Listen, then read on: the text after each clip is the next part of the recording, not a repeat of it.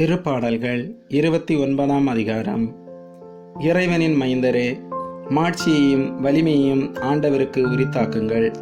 ஆம், ஆண்டவருக்கே உரித்தாக்குங்கள். ஆண்டவரின் பெயருக்கேற்ற மாட்சியை அவருக்கு உரித்தாக்குங்கள். தூய மாட்சி இலங்கும் ஆண்டவரை வழிபடுங்கள். ஆண்டவரின் குரல் கடல் மேல் ஒலிக்கின்றது. மாட்சிமிகு இறைவன் முழங்குகின்றார். ஆண்டவர் நீர்த்திரள்களின் மேல் வீற்றிருக்கின்றார். ஆண்டவரின் குரல் வலிமை மிக்கது. ஆண்டவரின் குரல் மாட்சி மிக்கது. ஆண்டவரின் குரல் கேதுரு மரங்களை முறிக்கின்றது. ஆண்டவர் லெபனோன் கேதுரு மரங்களை முறித்து விடுகின்றார். லெபனோனின் மலையை கண்டு குட்டியென துள்ளச் செய்கின்றார்.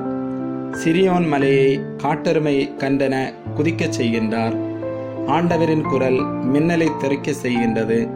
ஆண்டவரின் குரல் பாலைவனத்தை அதிர செய்கின்றது. ஆண்டவர் காதேசு பாலைவனத்தை நடுங்க செய்கின்றார். ஆண்டவரின் குரல் கருவாலி மரங்களை முறித்து விடுகின்றது. காடுகளை வெறுமையாக்குகின்றது. அவரது கோவிலில் உள்ள அனைவரும் இறைவனுக்கு மாட்சி என்று ஆர்ப்பரிக்கின்றனர்.